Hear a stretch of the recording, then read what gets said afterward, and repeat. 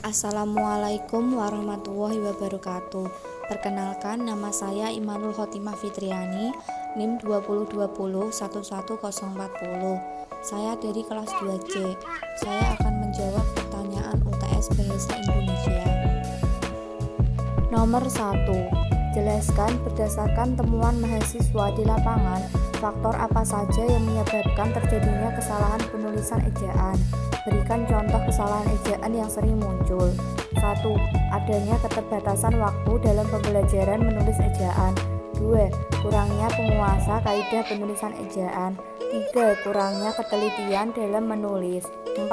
Sering melihat dan mendengar tulisan yang salah. Contohnya, apotik yang benar adalah apotek, telur yang benar adalah telur, fotokopi yang benar adalah fotokopi, mie goreng yang benar adalah mie goreng. Nomor 2. Bagaimana langkah membedakan kutipan langsung dan kutipan tidak langsung dalam proses pengutipan? Jelaskan dan berikan contohnya. Kutipan langsung adalah kutipan yang menyajikan isi atau bagian dari sebuah karya tulis sebagaimana aslinya tanpa diubah. Contohnya, seorang wanita muda berdiri terpikat memandang ular yang melilit sebatang pohon sambil menjalurkan lidahnya, katanya kepada suaminya, tanda petik 2, alangkah indahnya kulit ular itu untuk tas dan sepatu, tanda seru, tanda petik 2, kurung buka akuarium, 1974, halaman titik 17, kurung tutup. Kutipan tidak langsung adalah kutipan yang menyajikan isi atau bagian dari sebuah karya tulis setelah mengalami perubahan sebagaimana yang diinginkan penulis karya sehingga dianggap lebih sesuai dengan konteks penulisan yang dipilih. Contohnya, seperti yang dikemukakan oleh Altenberg 1970 halaman 4-5 bahwa puisi mempergunakan sarana-sarana kepoin kita secara bersama-sama untuk mendapatkan jaringan efek sebanyak-banyaknya. Nomor 3. Apa perbedaan dari biografi dan bibliografi? Jelaskan disertai dengan contohnya. Biografi adalah sebuah kumpulan tulisan yang di dalamnya menjelaskan riwayat atau kisah hidup dari seorang tokoh. Contohnya adalah biografi singkat Gus Dur. Kiai Haji Abdurrahman Wahid atau akrab disapa Gus Dur merupakan sosok yang dikenang sebagai presiden paling humoris. Ia lahir pada 4 Agustus 1940 di Jombang, Jawa Timur. Ia berasal di keluarga santri yang merupakan pendiri Nahdlatul Ulama. Gus Dur sempat berkuliah di Universitas Al-Azhar dan Universitas Baghdad. Semasa muda, ia menulis di beberapa media seperti Kompas, Tempo, dan majalah Horizon. Puncak karirnya pada tahun 1999 sampai 2001. Ia menjabat sebagai Presiden Republik Indonesia. Ia dikenal sebagai presiden yang cerdas, menjunjung tinggi hak asasi manusia dan keberagaman. Bibliografi adalah sebuah daftar yang berisi judul buku, artikel, dan bahan-bahan penerbitan lainnya yang mempunyai pertalian dengan sebuah karangan yang sedang digarap. Contohnya, Irul Pratama, AN, 1999, Bintang Nusantara, Jakarta, 2, Gramedia, Dikbud 2002, Kisah Seorang Pelajar, Jakarta, 2, Balai Pustaka. Nomor 4. Apa perbedaan makna antara kata pukul dan jam? Jika dilihat dari penggunaannya untuk menunjukkan kata penggantian waktu, jelaskan disertai dengan contoh kalimatnya. Kata jam menggunakan makna masa atau jangka waktu, sedangkan kata pukul menggunakan makna saat atau waktu. Contohnya, dengan ini jika yang dimaksud yang diungkapkan adalah saat atau waktu, maka yang tepat adalah pukul, bukan jam. Contoh, 2. Pekerjaan hari ini akan dimulai pada pukul 10 WIB. 2. Saya biasa bangun pada pukul 5 WIB. 2. Dan seterusnya. Sebaliknya, Sebaliknya, jika yang ingin diungkapkan masa atau jangka waktu, maka kata yang digunakan adalah jam. Contoh, aku tidur di malam hari selama 8 jam. Nomor 5. Bahasa berdasarkan hakikatnya merupakan sistem bunyi bermakna. Jelaskan pernyataan tersebut dan apa kaitannya antara sistem bunyi bermakna dengan penggunaan bahasa. Bahasa adalah sistem lambang bunyi ujaran yang arbiter yang digunakan berkomunikasi oleh masyarakat pemakainya. Ronald Waddell mendefinisikan bahasa sebagai a system of arbitrary vocal symbol used for human communication. Definisi tersebut menekankan bahwa pada intinya bahasa adalah ucapan bukan tulisan yang menggabungkan antara bunyi dan makna. Tidak ada kaitan antara lambang, bunyi, dan makna itu yang dimaksud simbol bunyi dan berkembang berdasarkan suatu aturan yang disepakati oleh pemakainya. Setiap lambang bahasa memiliki makna atau konsep.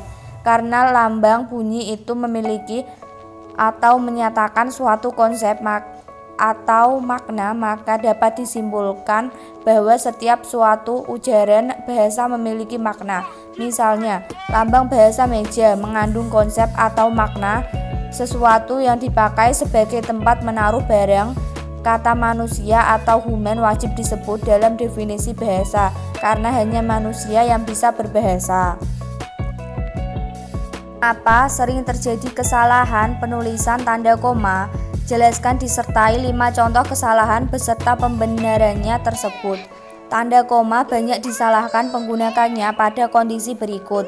Pemisah unsur rincian kalimat pada rincian terakhir yang biasanya diikuti kata hubung. Sebelumnya tetap diberi koma. Koma selalu digunakan untuk menghindari salah baca. Contoh, tanda koma dipakai untuk memisahkan unsur-unsur dalam suatu perincian atau pembilangan. Contohnya, ibu belanja beras, minyak, gula, dan tepung. Tanda koma dipakai sebelum kata hubung atau konjungsi. Biasanya dipakai pada kalimat majemuk setara. Contohnya, rumah ini milik saya, melainkan milik orang tua. Tanda koma dipakai untuk memisahkan anak kalimat yang mendahului induk kalimat. Namun bila anak kalimatnya ada setelah induk kalimat, maka akan perlu tanda koma. Contohnya, kalau tidak hujan, saya akan datang. Tanda koma dipakai di belakang kata yang menjadi penghubung antar kalimat.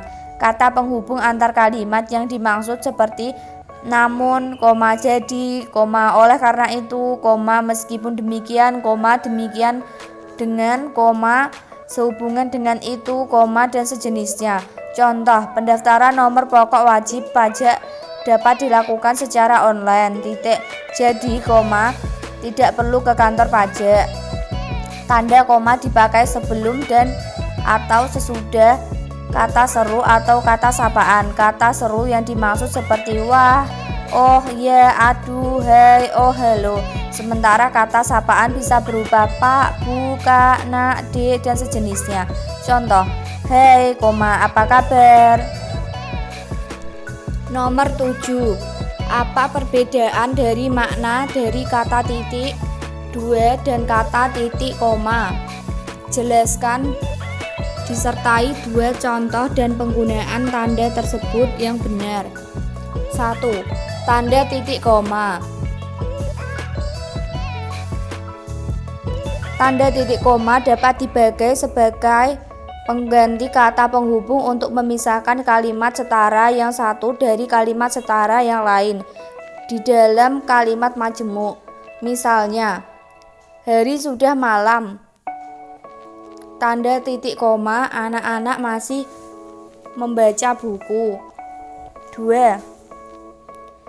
Tanda titik koma dipakai pada akhir perincian yang berupa klausa. Misalnya, syarat penerimaan pegawai di lembaga ini adalah 1. Berkewarganegaraan Indonesia. Tanda titik koma.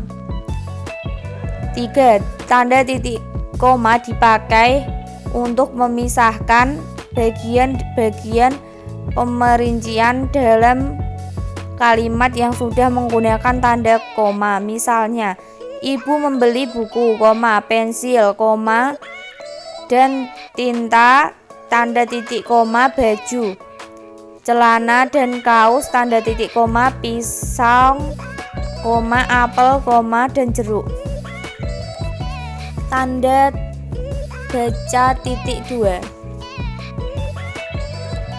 Tanda titik 2 dipakai pada akhir suatu pernyataan lengkap yang diikuti perincian atau penjelasan. Misalnya, mereka memerlukan perabot rumah tangga, tanda titik 2, kursi, meja, dan lemari. 2. Tanda titik 2 tidak dipakai jika perincian atau penjelasan itu merupakan pelengkap yang mengakhiri pernyataan. Misalnya, tanda titik 2, kita memerlukan kursi, meja, dan lemari. 3. Tanda titik 2 dipakai sesudah kata atau ungkapan yang memerlukan pemberian. Misalnya, Ketua, tanda titik 2, Ahmad Wijaya, Sekretaris, tanda titik 2, Siti Aryani, Bendahara, tanda titik 2, Aulia Arimbi. 8. Jelaskan mengapa sering terjadi kesalahan penulisan huruf miring. Berikan 2 contoh kesalahan tersebut disertai dengan pembenarannya. Disebabkan kurangnya pemahaman tentang kaidah pemakaian huruf miring atau dapat juga disebabkan kurangnya ketelitian penulis, Perlu diingat juga bahwa dalam tulisan tangan, huruf atau kata yang akan dicetak miring diberi 1 garis di bawahnya. Penggunaan tanda garis miring yang salah ditemukan pada pamflet seperti berikut. 1. Mahasiswa, spasi, garis miring, spasi, mahasiswi. Yang benar adalah mahasiswa, garis miring, mahasiswi. Nomor 2. Darat, spasi, garis miring, spasi, laut. Yang benar adalah darat, garis miring, laut. Nomor 9. Jelaskan bentuk kesalahan penulisan konsonan dan vokal pada karya tulis ilmiah. Berikan contoh kesalahan tersebut disertai pembenarannya. Pemakaian huruf meliputi pemakaian huruf vokal dan konsonan, baik gabungan vokal maupun konsonan. Gabungan vokal yang disebut diflong tidak dipisahkan, tetapi merupakan satu kesatuan. Demikian pula gabungan konsonan yang merupakan satu kesatuan fonem tidak dipisahkan. Saudara sama dengan sau garis da garis ra. Menanti garis na garis at i. Introspeksi garis tro garis pek garis si. Mutakhir garis ta garis sir. Instrumental garis tru garis men garis tal. Bangrut garis krut. Penulisan vokal yang disebut diftong ai, au, dan oi dalam kata yang menjadi pantai, harimau, dan asoy tidak dipisahkan antar gabungan vokal itu, tetapi gabungan vokal itu merupakan suatu kesatuan diflong, sehingga pemanggalan kata itu menjadi pan garis tai, h garis ri garis mau, dan a garis soy.